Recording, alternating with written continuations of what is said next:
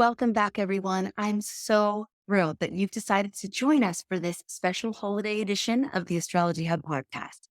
I've always loved the holiday season, the festive lights, the abundance of gatherings, the giving of gifts, and I've experienced my fair share of really challenging holidays as well. If you're in that position, I get it. But it's actually the more challenging holiday seasons that sent me on a search to discover why this time of year has been considered sacred for centuries all across the world, and why no matter what's happening in my life, I yearn for the deepness of meaning and soul at this time of year more than ever. And for me, it's been reconnecting with the astrological underpinnings of the season and the traditions we share that has delivered what I have been yearning for, which is why I'm so excited to share today's episode with you. It's a holiday favorite here at Astrology Hub, and it's called The Christmas Mysteries with astronomer and astrologer Gemini Brett. In this episode, we talk about the intriguing connections between astrology and our popular Christmas traditions, uncovering how the stars and planets have influenced our festive legends and practices throughout time. We cover everything from why we bring trees into our homes, to the lights that we string around them, to Santa, his sleigh, and reindeer. And you don't even have to celebrate Christmas to enjoy this episode. If you love astrology, I think you're going to find it fascinating. But before we dive in, I also want to make sure you know you're invited to a very special free event that we're hosting here at Astrology Hub. It's for any of you who, like me, love seasonal traditions, but are in search for more depth and inspiration. It's our gift to you, and it's called the 12 Days of Solstice Challenge. It's a guided intention setting journey through the lunar cycles of 2024. Each day of the event, you'll get a short 15-minute video from me introducing the theme for the day based on the zodiac sign of the lunar cycle. I'll provide you with a guided meditation and then give you journal prompts to help you set balanced intentions that are aligned with natural rhythm for the year ahead. I'm so happy to be sharing this gift with you. To learn more and join us, all you have to do is go to astrologyhub.com/solstice. We'll put that link in the show notes as well. So as we listen to Christmas mysteries, let's appreciate the enduring wisdom of astrology in our holiday traditions. Enjoy the episode, and I hope to see you at the 12 Days of Solstice.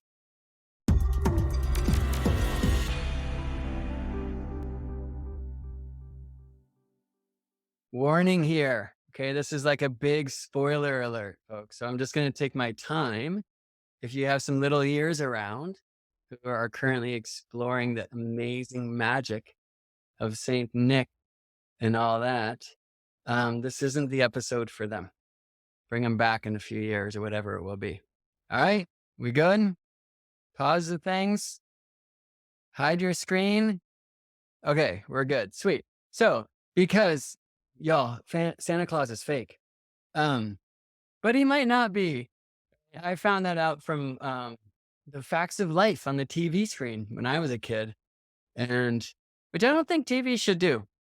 And they didn't give a spoiler alert, so I checked in with my sister, who's 14 months my elder, and she's like, "Yeah, you idiot." And then that was the end of it all for me. It was pretty sad, actually.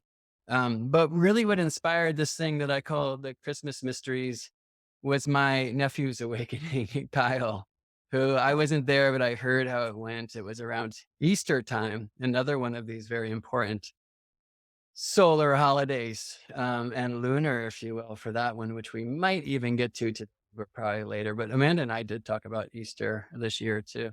Um, yeah, so Kyle had a friend over who lost a tooth, and it was a molar. And Kyle's like, "Dude, you're stoked. That's $5," referring to his local tooth fairy economics. And his mom overheard that, my sister, and she was like, "Oh, there's different tooth fairies, and we don't know how they others work," because she didn't want to lay that $5 trip on this kid's parents. And Kyle went into his room, and the door shut, and he came out, I guess, 15 minutes later, and said, "I'm going to ask you a question, Mom, and I want you to be honest with me. Are you the tooth fairy?" And she said, "Yeah." She wanted to be honest. She promised to be honest. And they had lived in Spain for some time, where it's not a fairy that comes to give you change for your tooth, but it's a little rat. And he goes, "Are you Ratoncito Perez also?" And she said, "Sí, yo soy Ratoncito Perez también." And that was it. And they had just come back from like a big Easter egg hunt in DC where they were living at the time, like a huge one. And he's like, "And the Easter bunny?" She goes, "Yeah." And so all those people we were just with, they were all lying to us. And she said, "Well, it's not really a lie." And he goes, "Oh, and I don't even want to ask about the big guy." And like the door slammed and he was done for the day. Came out like after dinner. And interestingly, he's chosen, well, now he's 15 and he's out of that cloud a little bit. But for years and years and years, he protected that mystery for himself, which I actually really honor. There's an important truth of preserving myth and mystery and storytelling and the fairies and the gnomes and all this for the kids, you know? And I mean, I think that that's one thing that Steiner certainly got right. Although at the same time, there are kids who are excited to learn to read and write and do the maths so ahead of time according to that schedule. Some so to each their own, and we can see it in their charts, of course. Um, and I gotta say, while I'm there, that it's really cool to be on the podcast like hours after my beloved was on in the other room with her new show about astrology for kids and parents, which is going to be a really exciting thing to witness. So maybe the first time two podcasts from the same household. I don't know, but here's to that. Definitely. Definitely. This is a record. Right on. We love it. Well, someday Koa will have his show, but right now he's 5, and we're trying to sort out like how to do this Christmas thing with him. So when I asked my nephew and his 2 sisters, my nieces, one time I was actually visiting them in Tokyo, and they had their whole Christmas thing happening. It was solstice time. And said, "Hey, well, tell me, what is Christmas about?" And you get this like long, intricate story about Santa and the elves and Mrs. Claus. And they have that elf on the shelf cat. I don't know if some of you guys have turned on to that. It terrifies me. It feels like it's sponsored by the NSA or something because like it's a Christmas tradition, but it's like 10 years old.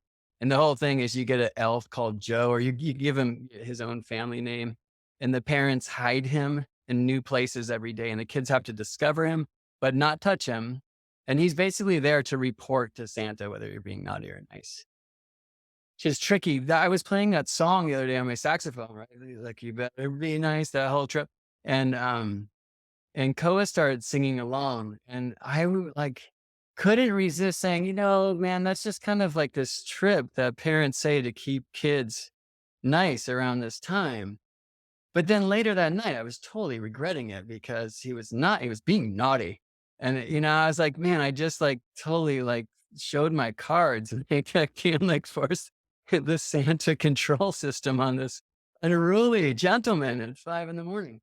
Anyway, so in the last podcast, we spoke a lot about Santa and the potential shamanic roots of Santa Claus and the elves, or many places that goes to. Sinterklaas and Schwarzschild, which is a very interesting thing that hopefully will get dismantled this year, but also might reach back to Odin and his ravens. We talked a little bit about the historic Satan, um, but mostly I want to share what has coming for me in basically my designs of creating like series of Christmas mysteries. And the point of it is this, like when the kid has their great awakening, right? Which is that the Santa Claus is fake, that could take all magic away. And it actually happens that way quite often when you speak with people. Oh yeah, it did for me. And it took a long time for me to believe in magic again. And one thing I just wanted to offer, Brett, is the way that I've framed this with my only Madeline so far, because Sophia still believes, but I think she may be protecting the mystery. I think she may sort of know, but is that it's not fake. It's the spirit of generosity. And the spirit of generosity moves through us, and we do its role of giving in joy. And so it's not dead and it's not fake. It's more of an energetic spirit. And that now we get to pass that spirit along, and then they get to share it with people. And so it's another way to frame it. But I also love bringing in the what you're going to bring, which is the next phase of this initiation with the astrology and the astronomy as well. Yeah, well, I'll say like my favorite bit has actually been my buddy Jake at one point told me that when his kid went through the awakening, he did what his father had done for him, which is like, see, now you get to know that we can each be Santa Claus. And what like I was like tears in the eyes because it's really a heartwarming thing. It's really beautiful. He said, okay, so this is how it works. We find somebody around who needs a gift and we bring it and they don't know who it comes from. And the kid picked this old woman on the street who he sees every day come out to get her newspaper with bare feet in the cold. And he's like, we need to get some slippers for Mrs. Woman down the street. And they like ninja delivered some slippers, right? And then every day he would see the lady in her slippers. And right. So he knew that he was like doing this beautiful thing, which I love so much. And, that goes back into the tradition, actually. So some say about St. Nicholas, who was like, at least modeled after a true like Catholic priest, who ended up living his days out in Turkey because of the persecutions that were happening in his day and age. Um, but he had said would leave gold coins and like boots that were left outside. And some say that that's kind of where the Santa thing comes from. I see it reaching much deeper than that into history or herstory, like, Saturnalia festivals and in Rome are like undeniable. And then just the winter traditions and shamanic traditions. So where I like to start is with the tree. And so I sat with Koa for some time and we were looking outside and I said, so tell me the difference between that tree and that tree, right? And one was a pine and the other one's an oak, right? So, and he got to learn words like coniferous and deciduous, right? And Koa likes science, so that was cool. Um, but it's like, so what does the evergreen teach us? And I let him like bring me to, well, it always stays green. And you can hear it in the name, right, Koa? Yeah. It's like, what do you hear in coniferous? Oh, these cones. And that was cool too. But so what does the tree that loses its leaf teach us? We talked about seasons and composting and the energy given to the soil so that the seeds can grow healthy. And then we talked about the evergreen and how it's a reminder that we can make it through these cold and dark times. And I like to start there first and foremost. I just yesterday was in Sedona and had lunch at the spot that I love and got to speaking with the bartender because I was sitting at the counter about what I was doing there, which was a bunch of ceremonies. And he's like, well, what kind of ceremonies? And I talked to him about Jupiter and Saturn and which he had been looking at. And he revealed after some time in our conversation that he practices like old Nordic pagan traditions. And we were talking about the tree. And he said that in that tradition, from what he learned, and I think it's maybe a bit modern, like a modern twist of an old thing. But he said that what you would do is you would light a tree outside of your house if your house was a safe place for travelers in the cold. So, like, that was to let people know that they were welcome in your place. And that often they wouldn't come in, but you'd leave boots that you were done with out by the tree. And people would take them to keep their feet warm as they were traveling and in migration and whatever it may be, which is super beautiful. Wow. I love that. How beautiful. I mean, to think that people were that gracious and welcoming to a stranger and that they would take the effort to signal that. Like, here, come here. Amazing. Yeah, I remember like wrapping presents for kids, and you would just write something like 5 to 6 year old or 10 to 12-year-old. You would go to kids that weren't privileged enough to receive toys. And so I heard him saying that yesterday. He was like, oh, we should light a tree outside. Like, we actually have a cut tree inside. I'm feeling pretty bad about it. Um, and I wonder for though if the tree in the window is kind of the same idea. You know, the because a lot of us put the tree in the window so that people can see it from outside. So maybe it's a similar thread coming Yeah. through. Wondering about having an outside tree that's like decorated with presents underneath, like labeled, like, if you need a present, like that Wow, kind of would be cool. that's a cool idea. Yeah. But we better get out of the heart and get into the mind, or else we'll just It'll just melt float away. around in tears and goo for an hour, which I love to do. But I want to tell you about the mysteries, right? So, what I realized, or actually, what, before I go there, I will say this thing that there is this initiation that happens for kids that have younger siblings. And I want to know how Madeline's doing with Sophia because, the kids who often sit at the kids' table or aren't part of the older crowd that gets to stay up after hours and the party's happening and all these things we used to do. Um, one thing that I feel is like an initiation or a secret handshake for them is that when they find out about Santa, then they get to move on the adult team and keep the mystery alive for the younger kids. Oh, yes. She is very much in sync and in line. And we like do the little eyes across the table. And, there's all these like secret codes that we have to keep it preserved for sure. Was she angry at you at all when she found out? No, she's so, God, with all that Scorpio energy, she like kind of knows. And there's something about her that's so adult already. And the cool thing is she knows magic also exists. She knows what magic is. And so for her, I don't think it like blew her world like it blew mine because there still is magic. There's no question about that. It didn't obliterate that for her. We watched this movie Klaus the other day, which actually I would really recommend. It was cool. We watched it with Koa and we're like, okay, 10 minutes and then it's bath time. We just 10 more minutes, 10 more minutes because we couldn't turn it off, right? So we finished the whole movie and he went late night, which is pretty hilarious. Um, but the whole time it felt like they were actually just giving the big reveal about the Santa thing, but it's actually the Santa pre-story.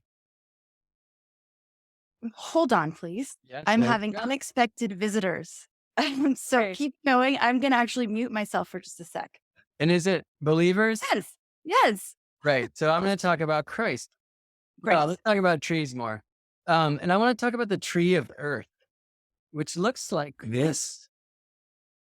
Although typically we would say this is an imaginary thing, which I like to call the spine of Gaia. But I think many traditions have called this the world tree. And we hear it as Yggdrasil, many different names throughout cultures, different ages, different times, different places, and different languages. But Gaia's spine is the spin axis of Earth. If Earth is a wheel spinning every day, then the spine would be the axle, right? And there's not an actual thing there. There's not an actual tree.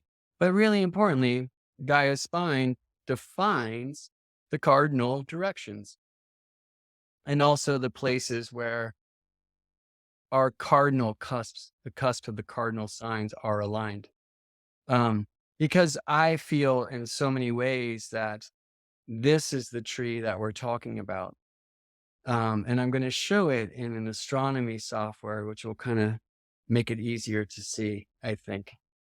Well, did we just ruin it all over there, Amanda? Are we cool? Okay. No, we didn't. Thankfully, what just happened is my two daughters just walked in. I was not expecting them. But thankfully Sophia went outside and the background noise was so loud that they couldn't hear anything that was happening. Beautiful. Yeah, I mean, Okay. there's something that it is really important, I believe, for us to offer honoring of myth and mystery. And this whole idea of their imaginary friends and whatnot is parents who are sleeping to the possibilities of learning from our children who might not yet be so asleep that they can still see. And I think, one of the things that these Santa initiations always offer me is it's like, oh, what is my Santa Claus? Like, what is my belief? Or when I look around, I mean, it seems actually that the Christmas mysteries as being utilized by magicians on the other side has just become this kind of capitalism thing that keeps you all twinkly and avoiding the deep dive that the wintertime actually asks us to explore. The other thing is what I've been noticing this year is that there's such an emphasis on magic being alive only right now. Mm. Like, this is the most joyful time of the year. This is when the magic comes to life. And it's like, well, what about the other 11 months of the year? Like, it's actually quite depressing that this is the most wonderful time of the year. You know, I think cultivating the perspective that there's miracles every day, all the time. There's magic all around us all the time. We just have to have eyes to see and ears to hear. But um, I think that's actually part of the program that then leads to so much depression around this time of year. And also that letdown feeling when it's over. It's like it's like when people refer to like high school as the glory days. It's like, wow, that's really sad because there's a lot more life after high school. And it's like that's the pinnacle. That's just a depressing thought, really. So I think It's such a good point. And people who are alone for Christmas, which of course will reach like all-time numbers this year, right? Like you're really being led to be depressed. I mean, this year, of course, they're like, connect with your family through Zoom video and thinking like all the ways you don't need to go down that rabbit hole. But yeah, I mean, I do think that there is a rich tradition, like going all the way back. Some people are not going to make it through the winter, right? I mean, modern times still, but certainly in the day. Right. And so Yule on one level was like a celebration of all of the hard work that went into farming and harvesting and, bottling or the equivalent and rationing the food that will make us, help us get through.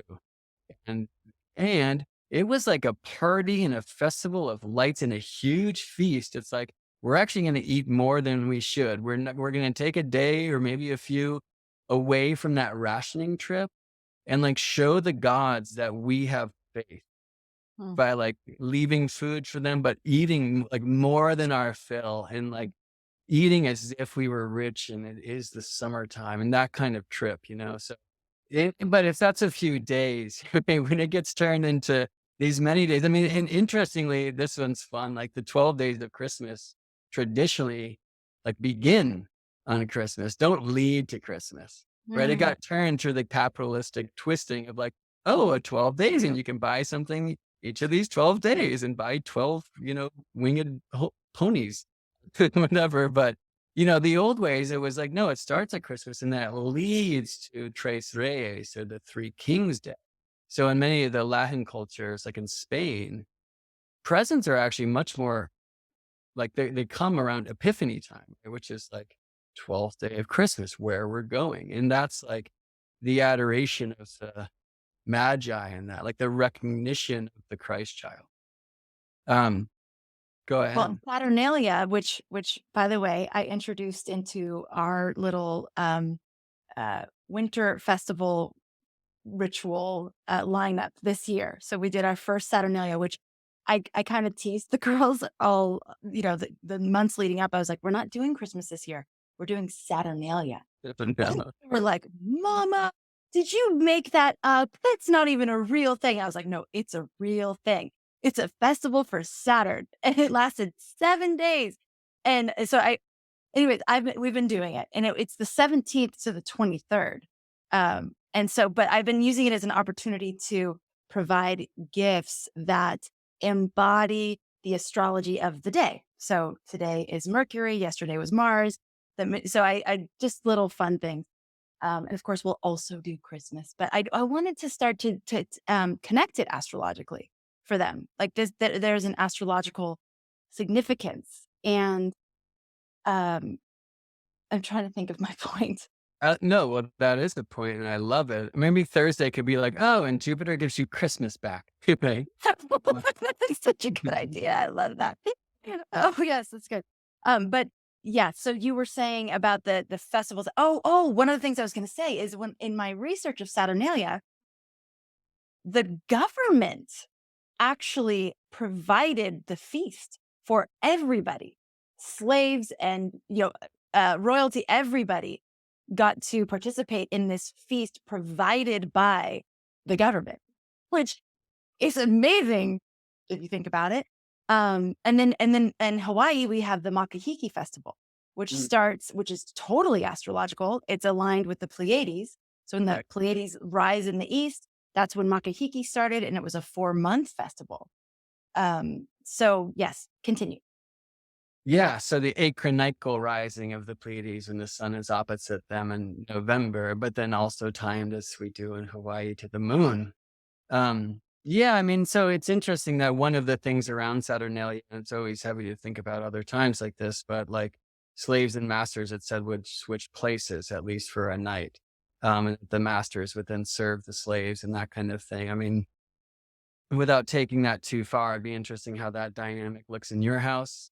Oh, Uh, we've already had this conversation. I was like, so basically, that means if we're switching roles, you guys are going to be cooking dinner for me. Like I started to think about it because at first they were like, yes, we're in charge. I'm like, I think that's how it looks. Yeah. wait, okay, you being in charge means you get to actually take care of me. Like, Yeah. fantastic. So then you're meant to wear the Phrygian hat, right? That's like the real red curly hat that you see. Well, you know, the Smurfs. So here's Papa Smurf, who's Oh, and this is Libra Smurf from the Zodiac set. Uh, um, he's got a very like Santa thing going on, Papa Smurf, and they live in mushrooms. And some say Santa goes back to the mushrooms. Some say it's the Coca-Cola bottle. Some say the red and white, just the berries from the holly and the ivy. And it speaks as many of these seasonal traditions due to fertility, the ways that we always celebrated them way back, reaching into the old. And that's some of the things that we talked about in that podcast last year. And I think I refer to some places that you can go. There's a wonderful book of Winter Solstice by I want to say John Matthews, I think is his name, and maybe his wife that I'd really highly recommend checking out. I can grab it at This some point if you year. want. I can What? grab the book at some point if you want. It's Yeah, I probably would love for you to show that because I can't find my copy. It's some we moved since just after we did that podcast last year. Um, all right. So one thing I gotta say I'm struggling with right now, and I would love for your help with this, is to how to make these Christmas mysteries that I'll present to you interesting for kids. Right? Because that's one thing that like kind of goes away with there we go. The Winter Solstice by who? John Matthews. Hey, with contributions from Caitlin Matthews. Cool. So can't find the book, and there's not an audio book or a Kindle version. I just found out. So you got to get some paper, which is good. It's a good thing with all this information going digital these days. Get a used copy on the shelf, and somebody send me one. It's a really good book. Anyway, so yeah, I was just saying, Amanda, maybe you heard this or not, that I want to find a way to like make these more interesting and mysterious and that kind of thing, right? What I'm doing right now is like the thing that I do, which is kind of decoding some of these things in the actual sky and like the actual nature of the marriage of heaven and earth. And that's my devotion astrologically in general, right? Like I hear all these things and it's like, yeah, okay, like I come from the south node and go to the north node. Like, why? Because it works. Like, okay, that doesn't work for me, right? Like, give me a little bit of the heart of the thing. Like, give me the body of, give me the salt of the thing. Like, what is that? And then I'll sit with the sky and ask. And oftentimes I find confirmations for that which I'm being taught. Sometimes challenges of why would this work the same in both hemispheres, and you know those things that we have to really face. I think as tropical astrologers, if we want to not just say this is a symbolic language, but as I do, that this is the poetic breath of nature. But what usually happens is I do find confirmations from the sky. And in going to seek and asking these questions, I get so much more. And then I have this intimate connection, this understanding, and I've made friends with a bunch of beings up there. So I noticed one year, and it was actually in Japan. I have my picture right here that Santa's actually in the sky. And this was a cool thing to hear. So yeah, I guess I'll just give the reveal photo, which is this one. Um, and so what you're looking at is the Ursa Major, the big bear, who has an asterism or kind of a mini constellation within the great constellation, which is called to many of us the Big Dipper, right? Which is here. And in some traditions, that's known as the wagon or the chariot. Actually, slaves in America who were running from the South to find freedom in the North wrote this song that said, "Swing low, sweet chariot." Because in the right times to go, which means it's not freezing cold, the chariot swings low. And the Big Dipper, it points to the North Star, right? So when you follow, so another one is follow the drinking gourd, right? Because the Big Dipper is the drinking gourd, and the gourd points to the North Star. So that's where to go north. But you can also, while the Dipper will show you the directions, points in our day and age right to Polaris, the pole star, the North Star. The Dipper, and it's a little bit more advanced, I'm not going to get into it now, will teach you how to tell seasons just by what positions it's in when the sky gets dark enough to see. Um, and there's so many other mysteries that are tied to the Dipper. It's amazing. But, I had known that it was the wagon. It looks more like that. There's this weird thing around the bears of the heavens. This is the big bear, Ursa Major, and the little bear, Ursa Minor. And, for people who are listening to the audio, get a picture of Ursa Major and Ursa Minor, and you'll see what I'm talking about. But probably just go over to the video version of this podcast because I'm going to show a few things. Um, it's weird that the bears of the heavens have these long tails. Like, bears don't have long tails. So it always was strange to me, and the wagon, like, made a lot more sense. Or, this was also called the plow, right, in some agrarian societies, the Big Dipper. And it's amazing, bright constellation, the brightest thing in the north, huge, so recognizable, and tells us the directions. And, so it has a it's very well recognized, of course, by all Northern Hemisphere traditions throughout time. But what I realized this night was that it's Santa's sleigh. And I was interested, I was just rewinding this conversation, and I was asking my nephew and nieces what Christmas is about, and they had all these things to say about Santa and the elves and Mrs. Claus um, and their elf on the shelf, Joe. And I was like, that's it. It's like, what about the tree? What does the tree mean? So we had that talk. They weren't offering much. And like, Christ didn't even come into the thing. Like, it's not Santa miss, it's Christ miss, Christmas. So what about that? Right. And what I've realized since is that kind of Santa is the gateway into this thing for me. Then these mysteries bring us to the tree. And then, like, the Christ stories open up. And that basically, as I was writing this little curriculum up, I'll show it to you, and people can take a screenshot if you want. It's not like as dialed in as it will become. Um, but it basically is how I teach sacred astronomy. I teach astronomy for astrologers, for many of the organizations. I like to call it sacred astronomy because I'm not just talking about mathematical equations and how to calculate a chart from some tables and that. I'm talking about how to get outside with your feet on the ground and see the chart in the sky and see the sky in the chart. And I really try to do that in a reverent, heart-centered, embodied, awe of the sky and its mysteries way, not as some academic nerd, although I can't get away from my true personality, right? But I have had some complaints in the orgs, like for the Organization for Professional Astrology, to get certified, you go through my astronomical training. And it's been rare, but some people have been like, yeah, what's up with all the shaman guy stuff? Like, let's just get the science, right? So I will be teaching astronomy for astrologers later this year for Astrology Hub. And I'm excited because I know in this community, I can be a little bit more of like, get out there, have this practice. This is your soul work, because we can learn these things on the small screen, but it's nothing like big screen, the living sky. You got to do that to integrate this connection to the heaven and the earth that sadly astrology in so many ways is like forgetting. And, we've handed those keys of one half of our craft, which is on one side astronomy, the measurable heavenly happenings. And on the other side, correspondences, the immeasurable qualities of those quantities. And astrology really is the rainbow bridge between the two. But these days, we just call it correspondences astrology. And astronomy is left to these cats who like calculate our tables, which we need to heal ourselves to help others heal themselves.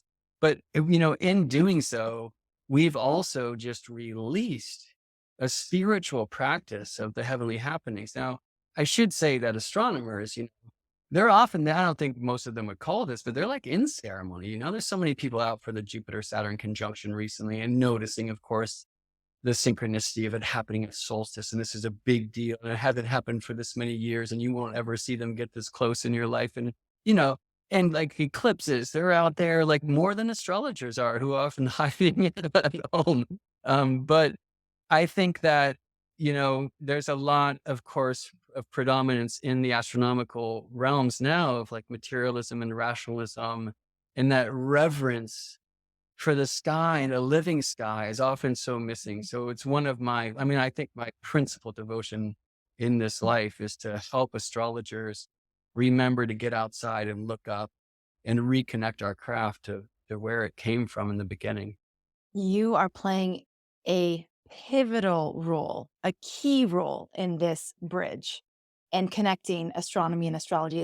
That's why we're so excited to have you teaching on our platform, because one of the things that was amazing was this Jupiter Saturn conjunction and how many people were paying attention.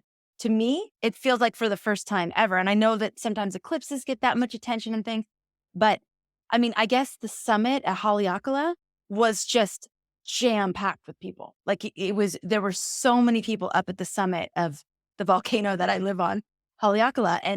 And that to me is so exciting. Everyone at Hula last night was talking about Jupiter Saturn and asking questions. What does it mean? And what's happening? And it's like, oh, wow, people are starting to look up and people are starting to understand there's a significance there. And like even comparing how many people were at our Saturn-Pluto conjunction ceremony in January compared to how many were at the Jupiter-Saturn conjunction ceremony in December. Huge. At least twice as much, maybe 3 times as many people at least joined us for the December one. But I think that's because we've all lived through this year. Right. We've all lived through, oh, whoa, that astrological thing actually did have an Right. Because at the beginning of the year, it's like there's the astrologers, but they're predicting, if something's crazy. Yeah. Yeah.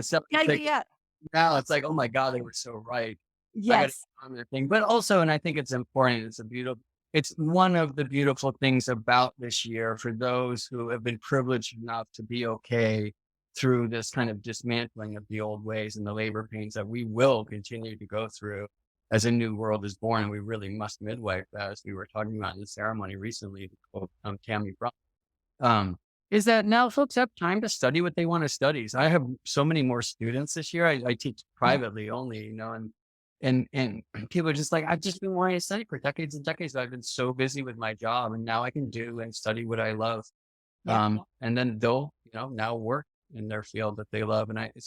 Yeah, it is really nice to see so many people coming to astrology. And it's really nice to see so many people celebrating the Christmas star, right? Yes. It did not look like one star, did it to you? No. And I love what you said, because I can tell that you've been looking, right? That they were like these 2 eyes that are getting closer, and the eyes are crossing, they're getting closer and closer. I've been looking at this for years now, and Jupiter and Saturn used to be, where I could like stretch my arms almost to their fullest and point to one and point to the other. And then every year they're getting closer, right? And it's interesting how they show up in the skies. That sometimes it's in the morning, sometimes at night, and then they became these eyes, and now they've just passed by. I planned my plane back from Arizona yesterday so that I would take off just at sunset, but then I'm flying west, right? So the sun never was just setting for the whole plane ride. So I was just staring at Jupiter and Saturn the whole time and asking this question, hey, which one of you guys is Santa? Right? The question of all questions. Totally, right?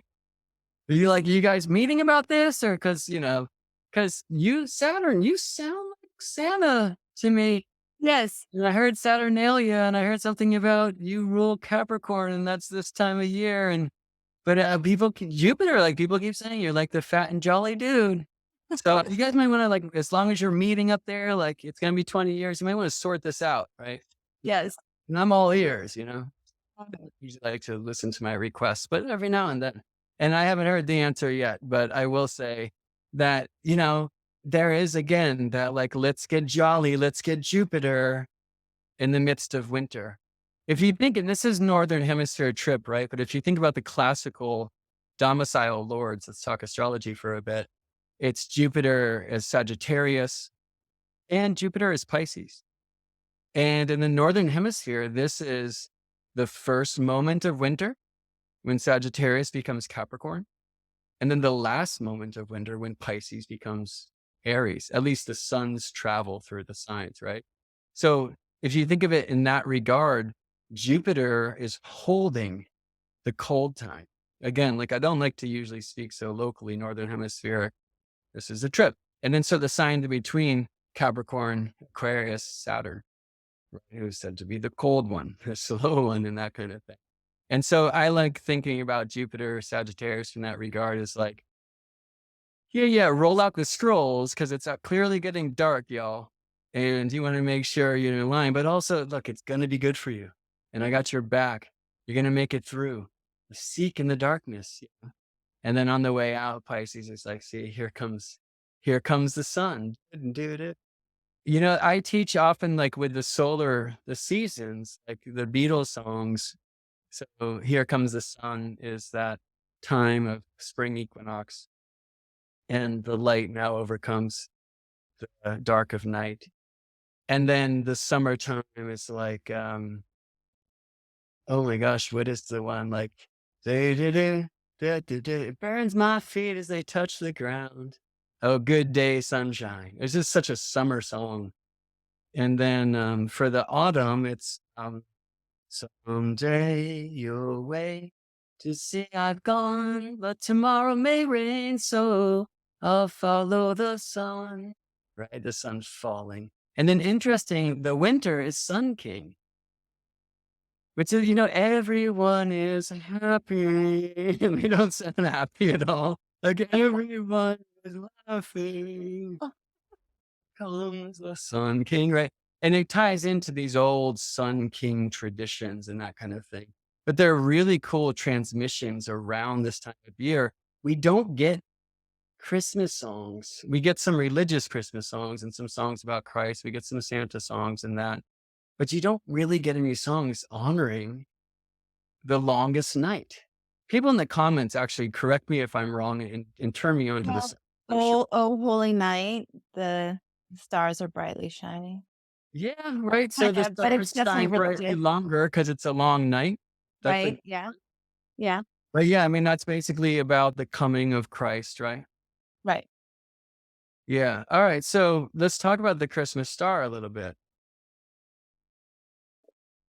So the story is that the three kings, who interestingly are said to come from the east, followed an eastern star. It's like, would you go all the way around the world? So because there's some have suggested and are calling this Jupiter Saturn conjunction the Christmas star because there's a suggestion that maybe their conjunction in the sign of Pisces in 7 BC, which was very close, like this one we just saw, or are seeing, I should say,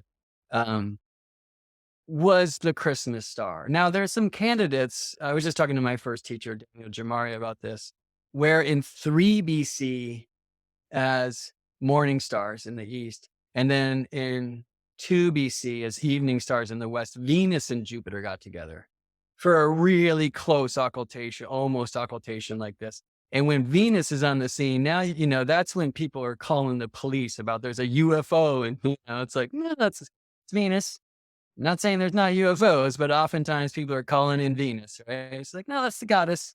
And so when Venus and Jupiter get together, that's going to be much more of like a shocking show. But I mean, I wonder if the star that we're talking about is called the sun. But the sun moving into a new age, which very likely was happening when Christ was born. And that was kind of the big deal about this shift for the sun.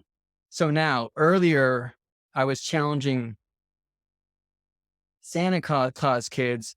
Like now, I'm going to challenge other folks, and you might want to split, um, which is like looking at some of the Christian stories, which I'm sure are that Christ who told us he was the Son of Man was talking about maybe SON, but especially SUN. The English language came after. And I think this was a very purposeful homonym.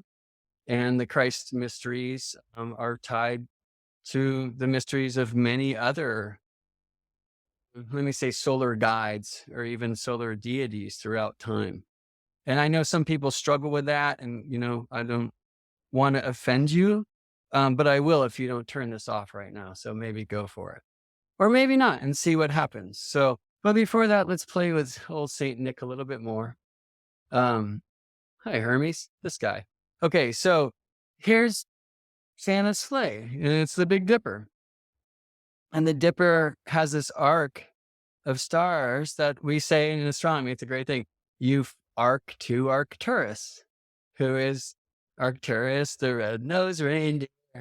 Um, you know, I forgot all their name, but Dasher and Donner and Comet and Blixen, like all these cats, right? Which for me, I saw in the sky are the arc of the Big Dipper, the tail of the Big Bear, and then the train of reindeer continues through Boetes here, or Botes, or Booties. I've never known how to pronounce his name correctly. The herdsman, who's said to be herding the deer. And I could tell you the Greek myth, but I want to stick with this one. And there is a bright star, the fifth brightest star in our sky, super giant orange star called Arcturus, which for me is Rudolph the red-nosed reindeer. Okay, well, let me show you another thing about this. And so I was on the roof at my sister's place in Tokyo, like tripping about why these kids are into the Santa thing and a little bit of tree and none of the Christ. And what has Christmas become? And there's so many presents and excitement for the next one before we even really like received the one that was just unwrapped and that whole thing. And I kind of, I was living alone for a long time at the time. I was kind of on the bah humbug trip, honestly speaking. But I was looking at the sky and I was like, oh my gosh, that's Santa's sleigh. And the reason why I say that this is very much aligned to how I begin teaching astronomy for astrologers, although I'm thinking about shifting this, but I like to begin with what's called the primary motion. So this is Stellarium astronomy software, which is amazing and it's free, by the way. This yellow curve is what's called the ecliptic plane. And that's the plane of Earth's orbital path about the sun.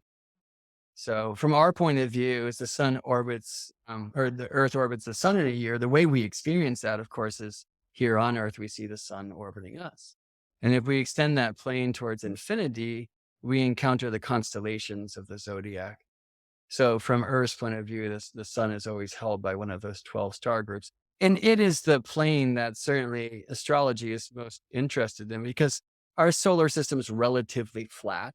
So it's the ecliptic that hosts Venus and Mercury and Jupiter and Mars and Saturn and all the cats, right? But the other plane that you see here on the screen, for those of you who are watching the video version, that's this blue curve. That's called the celestial equator. And let me just break out my Earth here. That is Earth's equator projected into space.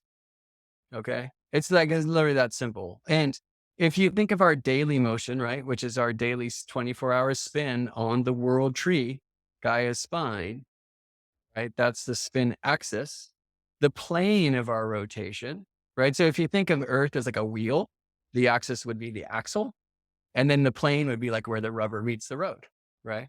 That plane is the celestial equator, and it's simply Earth's equator projected out into space. So when we watch the sky at night, like how we experience Earth's daily spin is by watching the sky spin. And Earth spins from the west to the east, right? This is actually why, like you'll see it on the camera here, like New York is going to come into your view. You're the sun, okay? Before California, before Hawaii does. Because the Earth is spinning from the west to the east, right? We notice the sky rising in the east and setting in the west. It's a simple matter of relativity. And the sky spins around the axis in 24 hours time. So you can learn to find the axis in the sky. I'm going to turn around here north. I've got this cast for Richmond, California, where I live. And the Gaia's spine points in the heavens to places called the celestial poles. So put this away and show the globe again. Earth's world tree, our spin axis, emanates from the heart of Earth, where all Earthlings are connected. It's the place we actually measure astrology from because it's global. And it passes through the terrestrial poles, right? So it passes through the South Pole of Earth and Santa's home, the North Pole. And then it points in the sky to what are called the celestial poles. So we got terrestrial poles and celestial poles, right? These, by the way, on the Earth are not the magnetic poles. They're the spin poles, they're the true north and true south. And so if you think about watching a bike tire spinning, you can see the spokes get all blurry, but there's one point that doesn't move, right? Which is the center of the rotation. And that's happening also in our sky. So the place where Gaia's spine or the world tree points is a fixed place in the heavens. And all of the other stars in one day's time spin about it. The motion in the northern is a counterclockwise motion. Did I just mute myself? Can you hear me, Amanda? We can hear you. Okay, cool. So as I move this through time, like what you're going to notice is that all of these stars are spinning about Polaris, which is the tail star of the Little Dipper. Importantly, this changes over time, but it's going to be like that for your whole life. And so, as I said earlier, we can get back up above the horizon. I'll pause this for a sec. We can follow the Big Dipper. We can arc to Arcturus. But the other thing to know about the Dipper, which there's many actually, it drops water on the lion and all sorts of other things. I'll show you another time. But if you follow the end stars of the Dipper, they're called the pointer stars, and you go about 4 times the length between the two, and it brings you to Polaris, to the North Star. And that's the tail star of the Little Dipper. So importantly, this train of Santa and his reindeer, not only do they point, oops, let me get them back on screen where I want them here. Santa and his reindeer being, again, the Big Dipper, and the arc of the Dipper, and then the herdsman here to Arcturus, the red-nosed reindeer. That kind of super asterism points to the North Pole in the heavens, where all the stars spin about. And importantly, like all of the stars, it travels all the way around the sky in one day or one night, right? So this is Santa and his team of reindeer, like traveling all the way around the world to deliver toys to all the boys and girls and other beings during one night, right? And a cool thing, so I've shown this to kids around me, and they actually get really excited about it. And I would love to keep them out there until the sun rises. That's not happening. But the sun will rise, and you say, oh, but it just went away. Because this is one of the key reasons why I teach. And I'm not the first to. I find out that the 12th house is hidden things. It's strange to say that because the sun can't be seen in the first. It hasn't risen yet. It rises into the 12th. But as the sun rises to illuminate the earth, it hides the sky, right? But when that happens here in California, it's still night in Hawaii. And so you can say, no, you see Santa's now, he's just moving on to the next place. He's dropping off toys there. The sun will rise and then he's in the next place. And this is how he's able to cover the whole globe in a day. And very importantly, it points to the North Pole. And that, of course, again, in our day and age is Polaris, which, to bring it back to the tree mysteries, that is the star on top of the tree, right? So it's a very important star, Polaris, because it doesn't move in the sky. We see all the other stars moving about it. And what are the other twinkling lights that we decorate our tree with, or the stars? So we have the star on top, which is Polaris. and all of the stars. And this teaches what's called the primary motion, which is our primary experience of astronomy is day and night. So as the Earth spins, there's one star that doesn't move, and the rest are the twinkling lights. And that came to me actually when I was laying under a tree in Seattle one time, and I looked up and it was this really thick cedar tree, and there's just a little bit of pinprick lights coming through in all these places. And I was like, oh my gosh, I'm inside a Christmas tree, right? And it looks like a starry sky. It was great. All right. So the next level, these are the first two, Santa and his sleigh, really just here to bring our attention to the first thing, which is the tree. And the tree being the spine of Earth, something we all share, right? And Santa teaches us about North and teaches about going all around the world in one day in his sleigh. But that should bring our attention back to the tree and to the lights on the tree, which are the stars, and to the one star that doesn't move at all, which is the North Star. So hopefully that is something you feel. And of course, the mysteries associated there, we would really want to speak about what it is to be evergreen and why we string lights on the world tree and the star on top of the tree. All right, so the next bit you see here is Christ is born. The Virgin, the manger, the three kings, and the Christmas star. Now, there's a movie called Zeitgeist that turned me on to a trip that is kind of hard for me to see in the sky. Oh, this is weird. Stellarium's out of control. Which is basically that what they're claiming is that at Christmas time, and let's go to the 25th.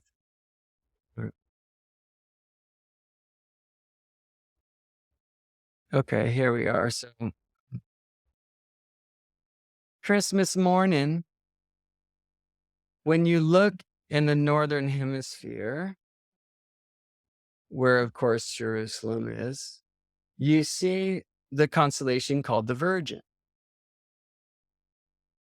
And earlier in the night, and I'm going to rewind time, so we're going to go to midnight here. So here's the old holy night, There's three stars in the sky that have long been called the three kings, who of course are actually the three magi. In other words, the three astrologers. And these three kings, interestingly, and this changes over time, it's very important, and it's a tale for another time, but Orion's belt in our day and age is aligned to the celestial equator, aligned to the plane of Earth's spin. And these are the three kings in the bright star that they don't really follow, but rather proceed, is Sirius. And some say that this is about the three kings, Orion's belt stars, that when they're looking through the brightest star of our sky, Sirius, which herself is associated in the mysteries from Kemet, the land we now call Egypt, with Isis, with the Queen of Heavens, who I'm going to speak about in just a second too, because that brings us to the Christian mysteries from an older tradition. But you can see that this line from the three kings through the Isis star, through Sirius, the bright star, the dog star, they point to the Holy Grail, interestingly, and they point to the Virgin here, right? I prefer to say priestess, but Virgo, the constellation, which is different than the sign, right? That's what Virgo means. And so some have suggested that that's the Virgin Mary. Now, what this movie Zeitgeist is trying to explain, it's as if the sun is right here and kind of being born of her, but that's not really how it works at Christmas time.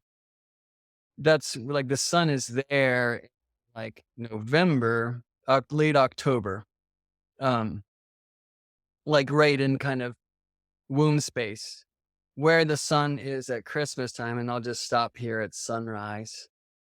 Of course, it's going to look a lot more like that because the 12th house is hidden things, but the software lets us play.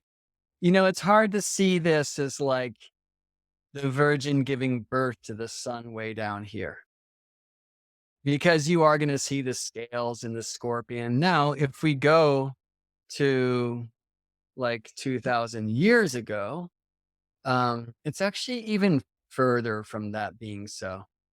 So it might suggest that if Christ is the sun, he's born not at Yes. December time, right? Like that whole December 25th for Christ's birthday, that's not in the big book. That came around as part of the Council of Nicaea in the third century, where like the Catholics had a big conclave to decide which Christian books were going to be kept in the Bible and which would cast out, and many other things, including the or the Julian calendar and much more. Um, but anyway, so there's one thing that is a cool thing to see in the sky is just this idea of the three kings and how they point to the bright star in the sky, and that might be the star Sirius that the three magi were looking for. And it's an opportunity to really get to know some of the stories of old. So the star Sirius, the dog star, supposedly, you may have heard this term, the dog days of summer. Well, they are when the sun is so close to Sirius that Sirius goes what we call under the beams and has its heliacal setting where you can't see it for 70 days until the sun has passed the star far enough by for that sun then to rise, the star Sirius to rise before the sun, and it's reborn as a morning star. So it's said that mummification was a 70-day process, which was the period of Sirius's disappearance. Sirius, which was called Sothis, which was a calendar star and associated with Isis. So, very short version of a story is that Isis's brother Osiris, as they're known in the Greek language, was killed by their brother Set, who was jealous that Isis was his wife instead of Set's. And I mean, the story is long and beautiful, and Isis, after his first death, resurrected him. And that time, like Set had trapped him in this beautiful sarcophagus and drowned him, but Isis found him and brought him back to life with some assistance. So the next time Set was like, F that, he just cut him into 14 pieces and spread them throughout the land we now call Egypt. And it said that Isis and Nephthys, their sister, and Anubis, Thoth, and others went searching for these pieces to put Osiris back together. And everywhere they found one of the great temples of Egypt was consecrated. And there's 13 of them because they couldn't find the 14th piece. It was thrown into the Nile, eaten by crocodiles, and that is the phallus of Osiris. And so they could put him back together, but even if they could bring him back to life, they would not be able to produce a heir to the throne. So Thoth created this magical golden phallus, and Isis turned herself into the falcon and flew above it, becoming magically impregnated by the seed of her king, of her husband, of her brother, Osiris. And then Osiris went through the underworld and became what today we call Orion in the sky. So Orion's belt would be Osiris's belt. And it said that Sirius, the brightest star in the sky, follows Osiris, that's Osiris and Isis traveling together. And here's an image of the moon looking at the sun from my camera at this time. I shot in Sedona. But some might suggest that their son, the product of their virgin birth, would maybe be this star. It's called Aldebaran, one of the royal stars, the eye of the bull. But that's not him at all, because it was well known that this child, this magical child born of a virgin birth, born of a virgin, was the sun. His name is Horus. And Horus is the avenger, it's said, because he is meant to avenge his father's death. And so Horus is in an eternal battle with his uncle Set, which of course is why we call the sun Horus setting Set. And that's when Set wins every night, and then Horus wins every morning when the sun rises. And it's said that in the end, Horus will finish this battle and be the victor. But it's a really beautiful story, and there's many stories that point from around the world that point to this sacred place in the sky, which is Orion. I actually think that the manger of our sun is there. I should say that there are stars that are known as the manger, and there's like donkeys there. that lives over in the Crab constellation. But and the astronomers, by the way, like wouldn't agree. But I think many of the mysteries teach us that this place, which is Orion Nebula, is the nebula where not only so many stars that we know of were born, but that our own sun was born. So, because why? Because we're told this is Osiris, and that this thing that we call Orion's sword would then be the golden phallus of Osiris, from which this magical seed that birthed the sun, right? They're like, in their tradition, there's no denying that Horus is the sun. This is an image close up from Hubble of the Orion Nebula, which is just this amazingly beautiful, mysterious birthplace of stars, and feels for me like very kind of vulvic, very like womb like. And so I love that that's happening in the golden phallus.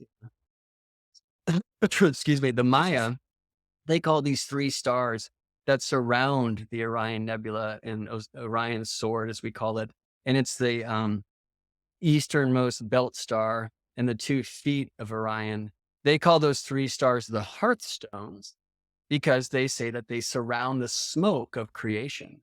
And the Maya today, still like in traditional villages, when a couple is married and they set up their new home, the village fire is brought to their home, and that they've already set up a triangular stones, the hearthstones, where for the family tortilla grill, and that those three stars or three stones represent these three stars in the sky because they surround the smoke of creation.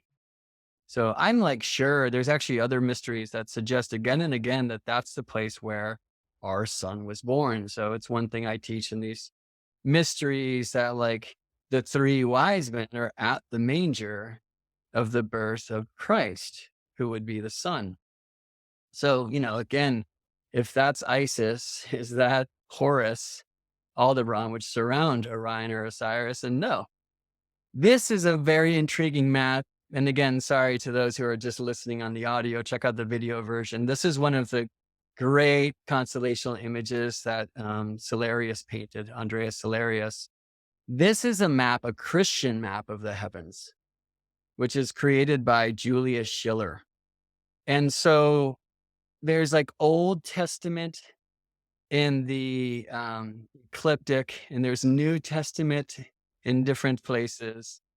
And it's pretty intriguing. But the thing that I think intrigued me most is that Orion in Julius Schiller's map is Saint Joseph.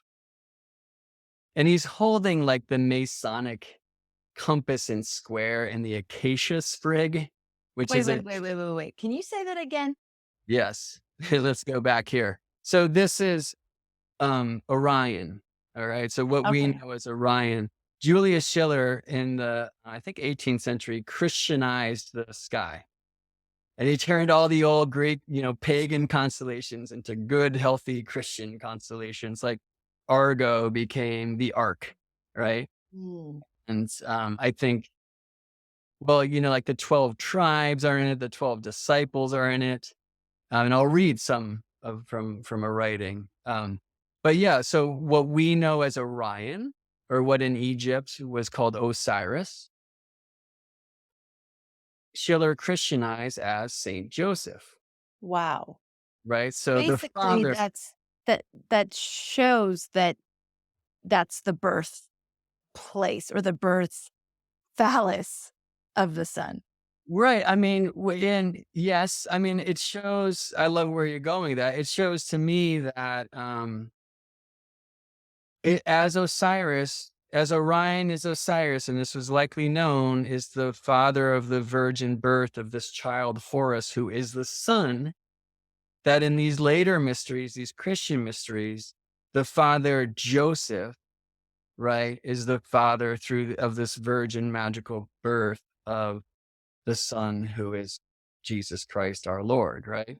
And now, I mean, it's a little less removed for Joseph. There's no golden phallus thing. It's an angel in a dream, right? Like, so it's not like it's 1-to-1. But interestingly, I mean, some suggest that Horus himself was born on December 25th in a manger. And actually, we better go there. Why December 25th? Because it's the solstice. And solstice means the sun stops. So what I'm really excited to show you in the sacred astronomy teachings is what I hope you'll go notice is that the sun does not rise in the same place on the horizons every day or set on the same place. And that at this time, it's both rising and setting at its furthest southern extreme from due east and due west. And then the sun stops at solstice and turns around. The Greek word for that is tropikos, for which our tropical zodiac is named.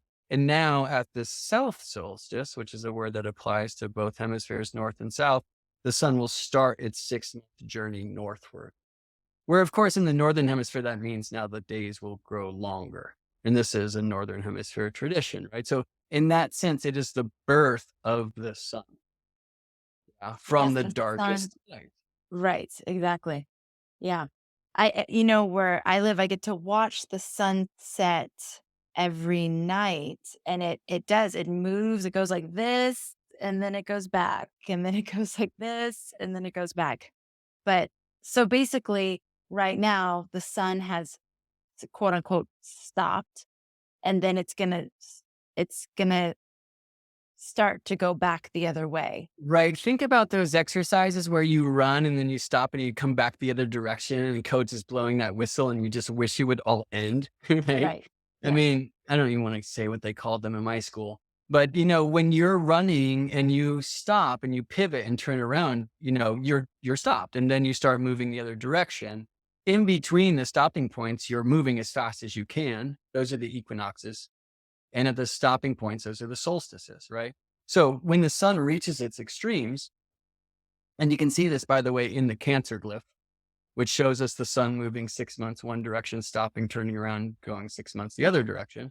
And the moon does it every month. Cancer ruled by the moon, you see.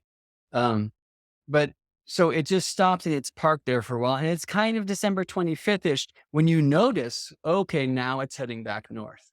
Mm. Crazy where I'm sitting, like I have to go in a Koa's room over there to see the sunset in June. Mm-hmm. Right now it's setting over here. Mm-hmm. Like in California, we're not even too far from the equator. I'm at 38. I'm the same latitude as Greece, at Athens, but it's a huge journey. And the further you are from the equator, the more it goes. So very importantly, like there is astronomical truth of why so many Northern Hemisphere traditions celebrate the birth of the sun at solstice, at winter and December solstice time for the Northern Hemisphere, right? Winter solstice, Christmas time.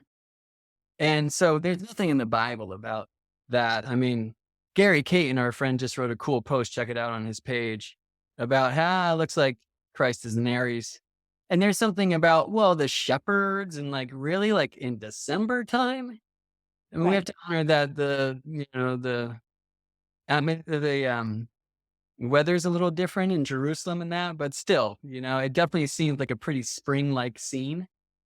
But anyway, there are certainly esoteric reasons why we want to link the birth of the sun to days now beginning to come longer after the longest night. Another image would be at spring equinox, wherever you are, where light overcomes night, right? But of course, we celebrate that as the time of resurrection. And that's where these Christmas mysteries would go. I'm not going to quite get there today, but I do want to read this from Julius Schiller. And this is in a book by Christopher Warner that I found online, the Augustine Epic, Petrarch to Milton, right? And so it's in this chapter called Virgil the Evangelist, where he says Julius Schiller's monumental star atlas replaces all the traditional names of the constellations with Christian ones. The names of constellations in the Northern Hemisphere are inspired by the New Testament and early history of the church.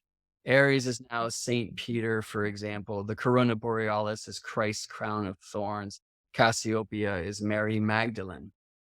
Now that might feel like some great honoring Mary Magdalene, finally. No, because the story of Cassiopeia, sadly, it's one that really can be rewritten, is that she's this queen who's tied to her throne so we can witness her every night. She also points to the North Star. So every night she tips upside down.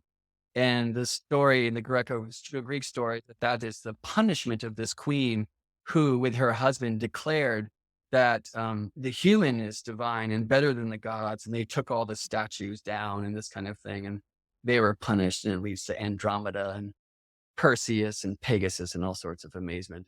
But it's a story that could be rewritten. But I just want to say that much of it because this isn't like some honoring of Magdalene. It's like, oh yeah, she's the queen that we witness in her shame. What's amazing to me is this thing too, prefaced with a dedication to Ferdinand II, assuring him that there is quote unquote nothing scandalous in this new map of the heavens, nothing adverse to the Orthodox Catholic religion or the laws of the Holy Roman Empire or contrary to good morals. Like, whoa, it's astounding. Right. What's interesting is that we, of course, and we were just talking about this in the Astrology Hub ceremony for the Jupiter Saturn conjunction the other day, is that we're moving from, a true transition now into full on Jupiter Saturn conjunctions every 20 years in air signs for the rest of our life. And this shift from Earth to air, previously it came around the birth of Alexander. And that was also then accompanied, and not without violence, that's for sure, with like an amazing renaissance philosophical happening that literally probably led to the birth of Western astrology. There was another time, the next time actually, which would have been 800 years later from that Hellenistic era, when actually it was the kind of dark ages, thanks to the church, where a lot of the Hellenistic wisdom and the astrological wisdom was completely buried to the Western experience, right? Buried at the stake. The next time was the time that we historically call the Renaissance, 800 years after that. That was the last time, 800 years ago, when these great conjunctions of Jupiter and Saturn in their greater elemental cycle moved from Earth to air. And at that time, it was a huge resurgence of Western astrology, which actually likely, right, is what produced the Renaissance. In part, this was recovering from the plague, and now I'm sure people have been looking into that this year. But like Cosimo de' Medici had his agents scouring the globe to look for the ancient scrolls for everywhere, like in Tibet. And when they found the Corpus Hermetica, right, like the writings of Hermes Trismegistus, like he had his translators stop Plato to tune into Hermes. And in so many of those transmissions, there is astrology, there is the zodiac.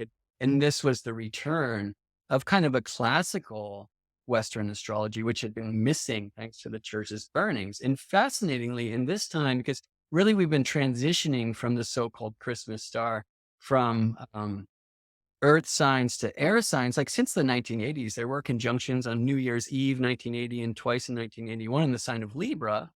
And then Earth sign conjunction in Taurus in 2000. And now we're full stop with this Aquarius conjunction a couple of days ago on December solstice 2020. In 1993-ish, Project Hindsight was born, which is like a whole nother level of Western astrology reclaiming translated texts and other information from our Hellenistic roots. So fascinatingly, in all of these so-called Christmas star, if you will, like Jupiter, Saturn conjunctions and cycles through the elements, there has been a resurgence of Western astrology that has led to a renaissance of philosophical ideas. And, it's wonderful that Astrology Hub is a huge part of this at our time right now. Wow, that is mind-blowing, Brett. Okay, so we've covered the tree, we've covered Santa and the sleigh, we've covered the birth of the sun. Yeah. So let me just do two quick things and we'll kind of tease these and we can go into them deeper next year. Or three. All Which right. which feels right. Right. So this is where we are in review. We got the jolly Santa on his sleigh, which is Big Dipper leading with the train of reindeer to Arcturus, the red-nosed reindeer. And that every night, those constellations in the northern sky circle all around the world, delivering toys to all the girls and boys and that, right? Can you stop And screen sharing, Brett, please? what's that? Stop Stop screen screen share. sharing. Yeah, yeah. We're just gonna have to watch those animations again because there's 2 more slides I want to show there. So yeah, and well, let me just at least show Saint Nick as I say that, right? So here's Santa and his sleigh and the reindeer pointing to Arcturus, the red-nosed reindeer, and that they circle the globe. And that brings us to the tree, with the world tree being Earth's spine, which points to North celestial pole. In our day and age, there is a star that lives there called Polaris or North Star. That's the star on top of the tree. And the other stars that we decorate the tree with are all the other stars in the sky. And that reminds us of this primary motion, this daily motion, this spinning of the earth. And that's one of the most important things for us to renature our astrology, because it's weird. We don't see the sun moving through the signs as much as we see every day the sun rising in the east and setting in the west. And it's a source of great confusion with astrology students. And I'm always like, I don't know, check this out. And, so I'm really excited to have the opportunity to teach a lot of people in this community, just go outside, witness this. Now let's learn to see it in the chart, and we can kind of heal some of those sources of confusion that we're all meant to be in this initiation, because nobody's teaching us about how the sky moves. But what a wonderful opportunity when the mystery of Santa goes away to engage with these new mysteries of celebrating the magic of nature in her marriage with Earth in the heavens, All right, so let me just finish this thread. The next bit we get to is the birth of Christ, which is this mysterious thing. And it brings me, mysteriously into Osiris and Isis and the birth of Horus. This is like higher level mystery, right? But we get to learn, I think, a lot about Christ. And so this is the most important bit, I think, here. He says the planets of the solar. So this is Julius Schiller's Christianized constellational map. The planets of the solar system also have new names. Saturn is Adam. Jupiter is Moses. The sun is Jesus Christ. The Earth's moon, the Virgin Mary. All right. So, it's not like I'm the first cat to suggest that the son of our sky, who was once the virgin child Horus, is also the virgin child Jesus Christ. Now, I'm not going to say that the son cannot incarnate as a human being or a divine being and do all the things that the big book says. There's very little history of that, but I don't want to challenge that. Son can do whatever the F the son wants to do, as far as I'm concerned. Like, when people say Hermes wrote the tablet, heck yeah, he did. Like, I have no problem with that, right? For me, these are very powerful beings, well beyond anything I could possibly conceive of, But I do want to say that at least this goes back to Schiller's time. This is 1627, where people were seeing Jesus Christ as the sun in the sky. And he's writing this to the Pope, you know what I mean? And not being burned. So there's something in the esoteric tradition, and I'll show you another time how the sun on the cross and what Easter is where the ecliptic crosses the equator, these two planes that define the very real sacred astronomy of the tropical zodiac. It's very astronomical. The sun on the cross is simply Easter time, when the sun is east of the center of the earth, where we are all one. Now, the crucifixion, we're told, was attended by 3 Marys, right? Magdalene, the Virgin, and another Mary. And I think importantly, this is actually speaking to the 3 moons. The waning moon, right? Which is the maiden, and the full moon of motherhood, and then the waxing moon of the so-called crone. I know some people have a hard time with that word. I love it. For me, that means the wise sage. And when do we see the moon and the sun together, but only at total solar eclipse time? So it's fun to be connecting again in the season of total solar eclipses. It's what first brought me to Astrology Hub podcast in 2017. And of course, we just had an eclipse recently. So I'm going to show you just quickly here the Christmas mysteries. And we did level 1. Here comes Santa Claus and a bunch of things you can read about there. Some of these things we didn't speak about much today, like All Father Odin who hung in the tree, but we did get into that some in the podcast last year, which was episode 58. You can find that on YouTube and other places. Level 2, which really should be level 1, but the kids are already Santa'd up. most of them. So that's the old Christmas tree and the idea of the evergreen, the lights, and the big star on top. And then we get to what it's kind of meant to be about, right? Which is Christ is born. And that brings me into the reason for the seasons, the idea of the virgin, the manger. And then Mary brings me to, so Christ himself just brings me to what are his 12 disciples? Yeah, they're called the 12 signs, right? By the way, Didymus Thomas, one of the 12 disciples, right? Apostles. Didymus means twins. Thomas means twins. In other words, that guy, you and I call it Gemini, all right? So, I mean, this is not that veiled, actually. So the 12 tribes for a previous tradition, the 12 apostles for this Christian tradition are the 12 signs of the zodiac, which have been honored by the mysteries in all lands for a long time. So when I follow the sun, we get into the 12 tribes, the 12 apostles. But why are there 12 signs? And some would suggest, at least astronomically, this is because there's 12 moons. So we need to bring in the Mary, and Mary, the moon, traveling with Christ, the sun. And there's these three Marys at the crucifixion. So we get to the waning and the full, or the waxing and the full and the waning moon and eclipses, right? And that's always like, this is literally the order in a different language in which I teach sacred astronomy for astrologers. We do primary motion in the world tree. We do the seasonal energies and the sun moving through the signs. We bring in the moon and we do the lunations and synodic cycles like Jupiter, Saturn, the meetings of planets, which the moon, sun system, the monthly system, we should first tune into, as Astrology Hub has been doing since its beginning. And then the last one of these, I'm not going to get into now, but it has to do with why I would say that special Christmas star, the three magi, the three astrologers were following, is actually the sun. And you can say, well, so what? I mean, the sun rises every day. Well, at that time, it was aligned for the first time in 26,000 years to the last stars of Fish's constellation. And so we were moving from the age of the ram, a child was born who was the good lamb and the good shepherd, right? To the virgin. And that's the Aries thing, but then he became the fisher of men and like moved into Pisces. And these are like higher mysteries of what's called axial precession and the ages, and these stories of, the dawning of the age of Aquarius. If people are really excited about pursuing that thread, you can go to my website, which is GeminiBrett.com. And on the offerings page, there's a movie called The Sun on the Cross and the Turning of Ages, where you can take these things a little bit further. But for now, I think that's enough of the Christmas mysteries. Now, I want to make them exciting and interesting and have kind of mystical essence. And, that we should do, I think, as a community.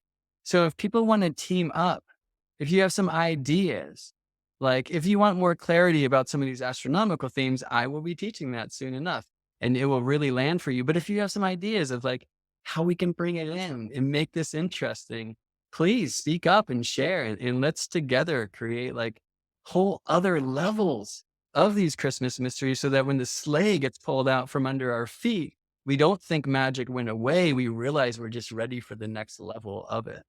Oh, God, I love that so much. And part of it is going to be trying it on. So when I hear these kinds of things from astrologers like you and I get all excited about it, and it's really astrological. It's so funny. My daughters are like, Mama, you think everything's astrological? I'm like, yes, because it is. But Exactly. yeah, but I tried the stories on, and obviously they need to be like simplified and pared down, but we can do it. I know we can do it. And I love the idea of everybody sharing, like, how are you explaining the sleigh and the reindeer as Ursa Major going over to Arcturus? Like, are you showing them? And, how are you doing it? That literally, and I have done this with kids and it's great. And they're like, oh, cool. Right. It's like, I just point to them in the sky and I say, can you see Santa's sleigh? Right, right. Right. Oh, well, and can you see the train of reindeer? And look at that one. They're like, it's Rudolph. And I never say it, right? Because Right. Taurus is such a bright red star that it's every time I've done it. It's maybe 5 times now with different kids, parents' kids that want to do this. They're like, it's Rudolph. And there's so much excitement. Then we'll sit up there and watch for a couple hours and watch how it's moving around. And I'll Right. say, do you see how all the stars move? They're like, why? Like, what's happening? Right? Because nobody's tuning our kids into this. Right. It's because the Right. earth is, you know? Right. Uh, so, I Well, mean, and the I true think part, trying to write this up as like a handbook for right. parents, right? Yes. Easy pictures and when to go Yes. and where to point and that kind of thing. But I will say once again, like what it's missing right now is a little bit of like the special sauce, like a little bit of the magic and the mystery. And that is my thing, but right now that thing's being applied to many other realms. And so I want to collaborate here and like team up and have counsel. So let's get Yeah. the together. Let's talk about how we can whisper these beautiful spells and I guess let me say, like, counteract the very strong magicians who have turned these traditions into consumerism, distract. Because we want to celebrate these beautiful holidays in a way that bring us back in to our bodies instead of running away from them. Brett, the essence of these things is so beautiful. And so when we can pair it back to and we can find that essence in them, it is actually a magical discovery. And I'm with you. There's that period of time where you sort of go through the bah humbug, like because there's the what we've been told, then there's the transition period of like, well, but then what is it? Like, what's the point of doing any of this stuff? And then there's the rediscovery where you get to own it and bring it, like you said, into your body and have a different association and meaning with it. So it's a process. And I agree with you that the predominant storyline is so very loud and strong that it requires a very conscious effort on our part of introducing these new stories, whispering these new spells. I love that. But really what they are, they're just bringing us back to the true essence of these celebrations, these festivals, these rites of passages, these celebrations of life at different times of the year. And that is one of the things that the Steiner and the Waldorf schools do so well is bring us back to that festival, um, celebrating with the seasons and doing seasonally aligned celebrations. Totally. And it's good to have one character that goes through all of these things. Like all the pagan mysteries had that. And it was typically a solar deity if we're talking about an annual happening, right? Or, and this is such a beautiful truth too, like the marriage throughout the moons of the sun and the moon, right? Mm. I want to end by, well, not end, but reading this Buckminster Fuller quote, which, I had to just go look it up real quick as you were sharing. If we had Rick here, he just like, he knows them all. But Okay. Buckminster Fuller told us this that you never change things by fighting the existing reality. You change something, or to change something, build a new model that makes the existing model obsolete. But I'll kind of take that next level, right? Which is like, you don't even have to make it obsolete. Like you can actually use those characters and you just say, here's their next chapter. Yeah. Right. And that's kind of what's missing. Like, I want to write this in such a way that it has that, like, not fictional, but like story quality. Cause when I'm just pointing out stars in the sky, it's great, but it's not like elves and the things that we want to hear, like a Yeah. storytelling time. And we want to kind of just level those up. Like, if you watch the Harry Potters, like the first one, it's still not good for young kids. Like, it's crazy, but it got more and more adult. And that's how these things should happen too. And I'm sure there's levels I've not yet been initiated into. And so some of this will have really landed for you people out there. I'm sure you wonderful, amazing people. Thank you for joining us in ceremony and happy holidays and Christmas and solstice and Hanukkah and Kwanzaa and all the things to you. Um, but the ones that did, like, make them yours and see where it goes, please, and report back to the North Pole.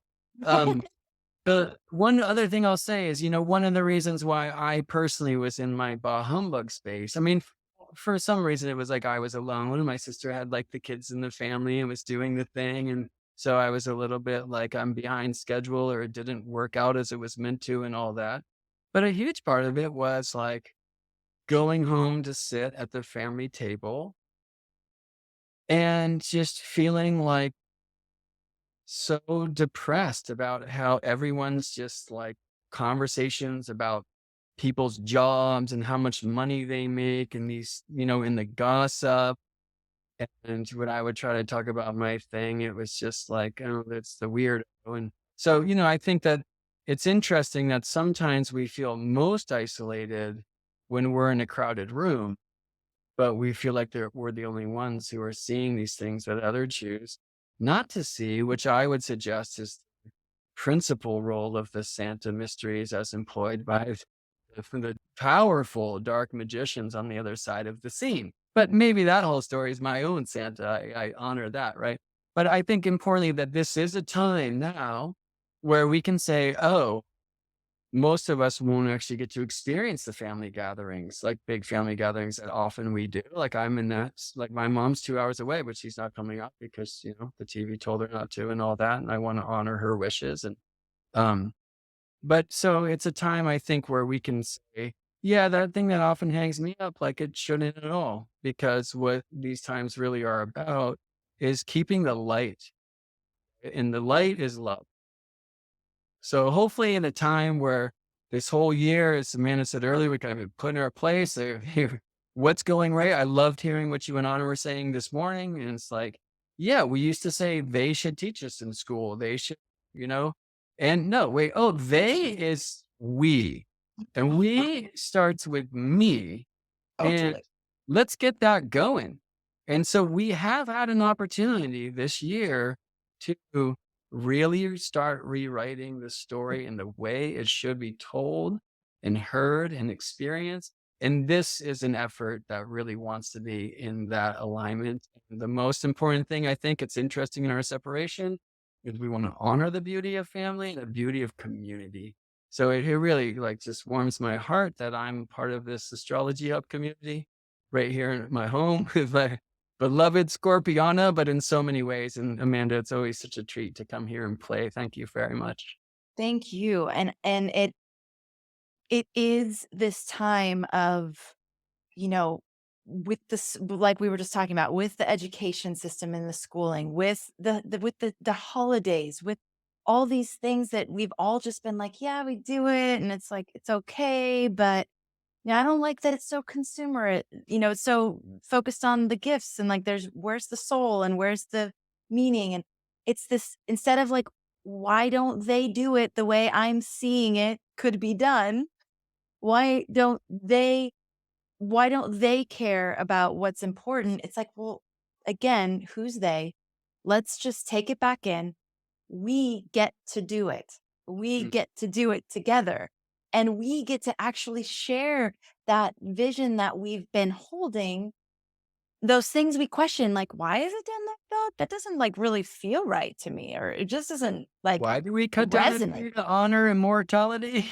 Right. Yeah. Yeah. Yeah. Like What? that really resonates. Okay, well, now is our time to rewrite and rethink and revise and just come up again with the thing that does work and does feel. It's like, wow, well that we could go on and on. I mean, and I literally could, and we do. And that's why we have as many shows as we have. And that's I mean, this holiday season, it felt so important to me to create a lot of really inspiring and thought provoking and hopefully the kinds of things that help you remember like your vision, because we have this quote unquote pause, whatever you want to call it. We have this year where it's disrupted, like Mm. the status quo is certainly disrupted, and so we get to be so intentional with what fills that gap. We can keep letting autopilot go and let it fill in for us, or we can go, okay, pause. Let's harness this and use it and create something really intentional and really real and really true.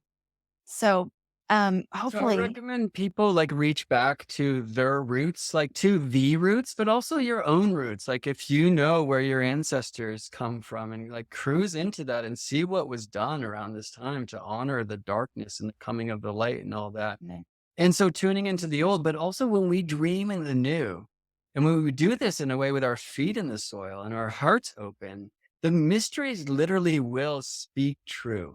It doesn't have to be getting to the oldest translation of the thing. if Right. you're willing to make yourself a conduit for the Mhm. voice of spirit, right? And this is what we want to do. And so the other thing too is like I'm very blessed to have some family I will be with, but it's nice to be with this family. And I know that's true for so many people out there that as you say, Amanda, this is Ohana, this is family, this is sharing breath. So I'm so glad to talk story here. I just thought when you said pause, my friend Maria Stark is a magical bard, magician, musician. And I years ago on more like the bah humbug side, we did a podcast called the Santa Pause, which you can find on SoundCloud, but definitely no kids around for that one. But if you want to have a few laughs with your eggnog, tune it in. Um, Mhm. but yeah, and again, Ohana family. So this is something that I would love to dream in together. So I will be coming back and reading the comments here. And if anybody wants to connect and like sit in council and think about ways that we can do this, that can like actually land and work, like please do. Like I'd love to sit and tune in with you. Thank you for being here. Thank you for sharing these mysteries with us. Thank you for always getting our eyes up into the sky and always reminding us to keep our feet rooted on the ground as we do that. And thanks to all of you. Thank you for your enthusiasm. Thank you for your sincere and earnest desire to know, to connect, to be a part of, which you already are a part of, all of these mysteries. And we're so grateful that you're here. Thank you for tuning into this episode, for being a part of our community, and as always, for making astrology a part of your life. Mele Kalikimaka, and we will see you again soon. Take care, everybody.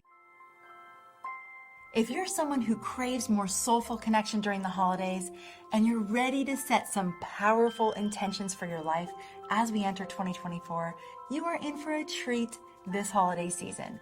You are officially invited to the 12 Days of Solstice Challenge, a free guided intention setting journey through the moon cycles of 2024, led by yours truly. To learn more and secure your free spot, head to astrologyhub.com/solstice. Let's start 2024 with more confidence, clarity, and intention than ever before.